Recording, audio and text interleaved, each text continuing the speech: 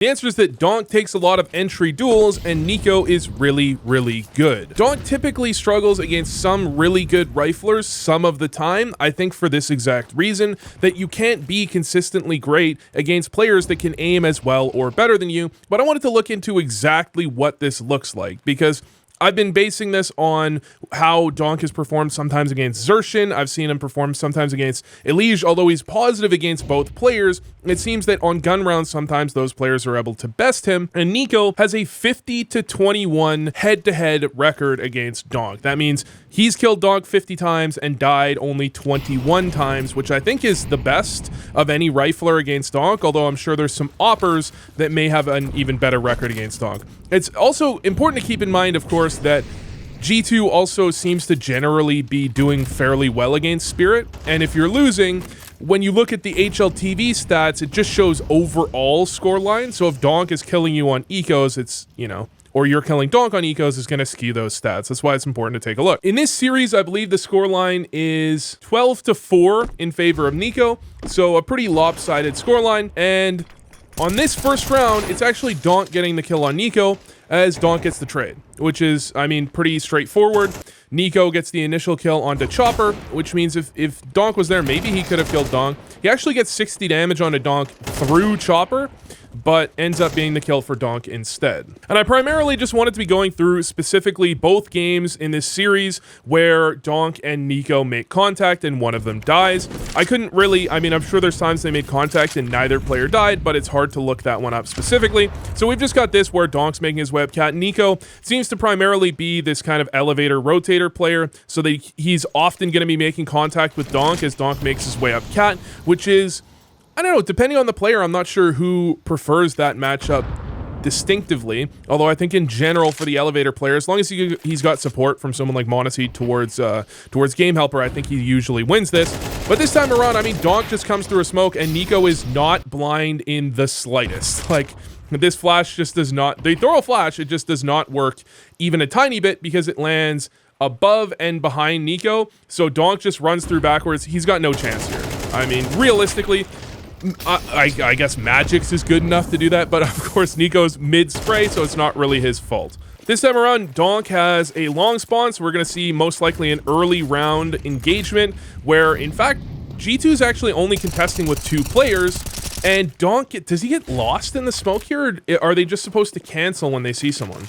Because Donk is like back-turned this time around. So he moves out, Magix is initially going to die, Donk's running out backwards. Does he just get lost? Does he get lost, or does he get stuck on... I'm not sure what happened there.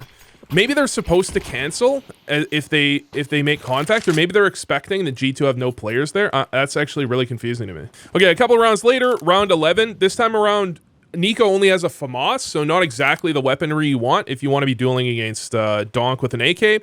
And Spirited is playing this pretty slow, right? Molly up towards cat. This Molly is kind of sick in CS2, by the way, because it can take out, if you do it correctly, it can basically take out below stairs, on stairs, and slightly above stairs. It's actually, compared to the way it worked in CSGO, it's just so much more powerful. It's actually insane.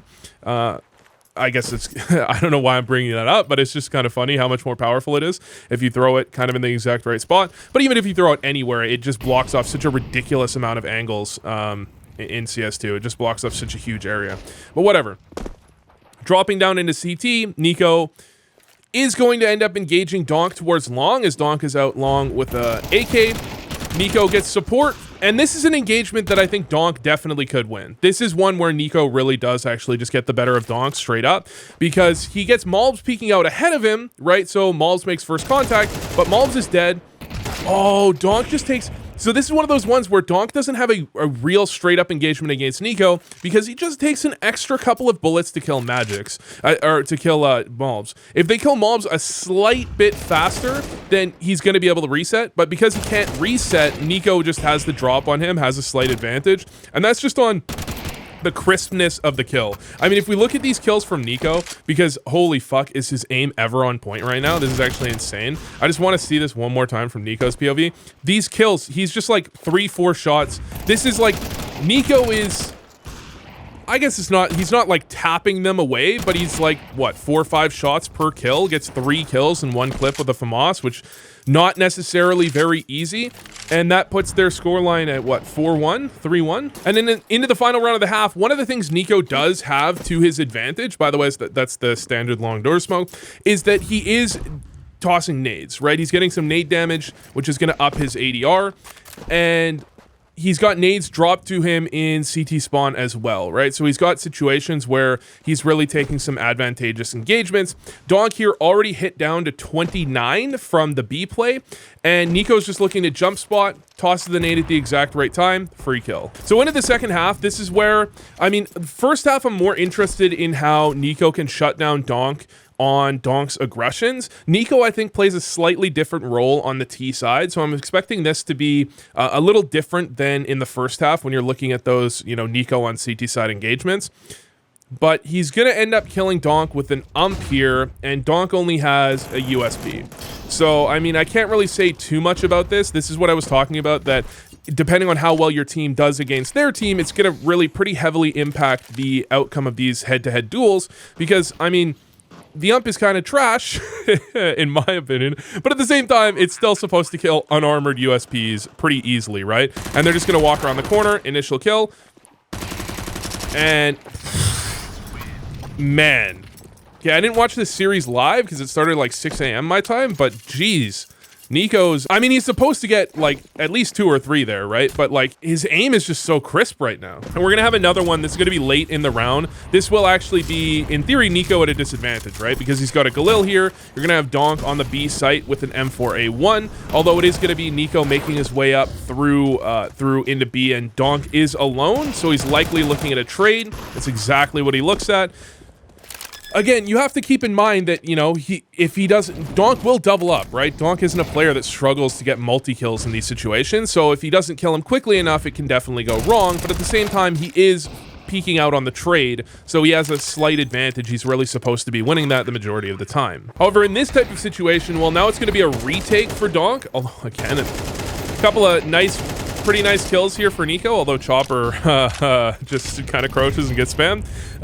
But it's going to be a retake for Donk. I mean, Nico only has 15 health, so it's not exactly a great situation, but Monacy's playing really effective bait for him, and Donk actually just hits a pretty nice shot on Nico, takes him down instantly, but Monacy gets the trade at that point. And then we're going to have another eco, where this time around Nico has the AK, Donk has USP, no armor, so it's a full eco coming out of Spirit. You're really not expecting this one to go Donk's way, although it is 4 people together, so it's not exactly, you know, Donk alone. They certainly could take him down, and that's exactly what happened. With a perfectly timed nade, Donk swings out, gets the headshot on Nico, and that's it for Dust 2. So Dust 2 actually is a 13-9, I believe, victory for G2, and they end up with 6-3 in the scoreline for Nico versus Donk. It's actually Mirage where these scores get pretty one-sided, because on Mirage we're going to have a 6-1 scoreline, and Mirage is a map that I think Spirit pick it here, but it's definitely a map where Spirit rely a lot on Donk. Donk plays hyper-aggressive out of connector on CT side, and they have him entering quite a bit on T side, so Donk really needs to be active, I think, if Spirit wants a very good chance of winning. And I actually noticed that Zontix seemed to have, on gun rounds at least, a pretty reasonable scoreline against Nico, so maybe it's that Donk is like damaging Nico, and then Nico is getting the kills afterwards, but it's a USP save again for Spirit, although I think the scoreline is like 1-1, or maybe 2-1 for Nico on these kind of full ecos. You're expecting this one to go G2's way, and Donk is just saving behind bench, and he's getting absolutely chased down. I don't really see a good explanation. This is such a small thing, but I have to mention it every time, because I know that this has had an impact. Why is he saving USP no armor? He just gave them extra money by letting the bomb explode. That's $250 per player. That's just free. Round 4, we have the buy coming out of Spirit, and you're going to see these engagements in middle. Nico making his way out top middle. Donk is getting aggressive bottom middle, but it becomes pretty tough in this situation when your opper dies immediately. Or actually, Shiro's not opping, but Shiro goes to hold from mid. He gets flash, but Monacy actually dodges that flash. And then in this situation, I think, you know, you're looking for Donk in towards bottom middle. Donk could have got that kill if he had hit a nice shot, but he doesn't even hit Nico really a single time there, so Nico just wins that engagement pretty easily. And actually skipping into the middle of the following round, again, you have Donk with a buy, which is what you're really looking for. I was expecting to some extent that you might see Donk on pistols a lot of the time in these engagements, but he's actually got a rifle more often than not. And exiting out middle, Donk just doesn't get anything. I mean, Nico's just in the right spot. Donk doesn't even have a chance to get a shot off. So Nico's actually, I think part of it is that Nico's actually getting shots off as quickly or faster than Donk. In fact, Donk doesn't have necessarily, it's not like Donk has the fastest time to damage of anyone. In fact, JL has a drastically faster time to damage. It's like 420 milliseconds versus Donk at like 480 or something. But when he does get on target, he kills them the majority of the time. But it does give an idea that maybe Nico gets on target and just hits the head a little bit quicker, whereas Donk seems more like he doesn't hit the head every time, but he's going to finish you off with a spray insanely quickly if he doesn't hit you in the head. But this time around, engagement out A, Donk just absolutely destroys Nico.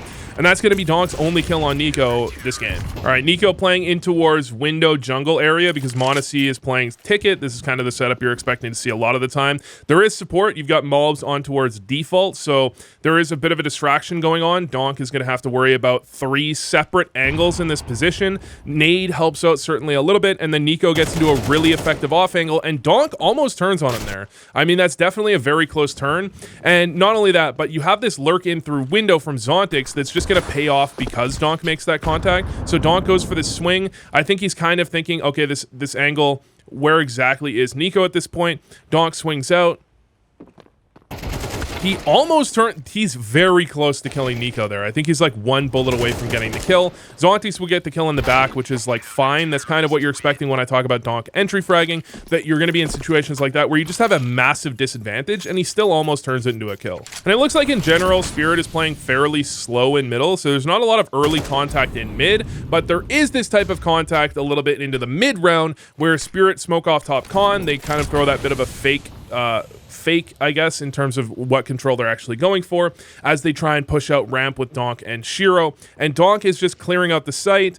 Nico just gets a well-timed peek into him right off of that, right? He sees that top con smoke go down. Instead of falling directly back into jungle or, you know, anything like that, he actually goes for the peek to clear out ramp. That's something that Spirit do like to go for a decent amount of the time. And Donk is just not in a position where he can really fight back necessarily effectively. In fact, it looks like when I compare this to the Donk review I did a couple of days ago, where I was looking at how much support does Donk really get, it kind of feels like against G2, they're sending, I mean, Donk is coming out first a massive amount of the time here compared to what I saw in their previous game against FaZe, I believe it was.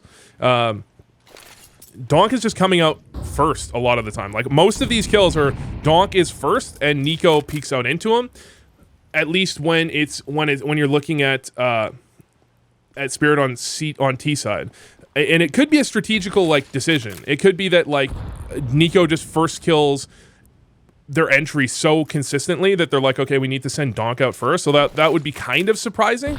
But it's like when I looked at that game a couple of days ago, it was mostly really just Nico or Donk coming out second and Chopper going out first. But it could be that, you know, I think Spirit might be trying some things because they've been struggling so much recently. It wouldn't surprise me if Spirit's just trying some things new. And I mean, this time around, this isn't Donk going out first. This is a missed window smoke, by the way. I believe...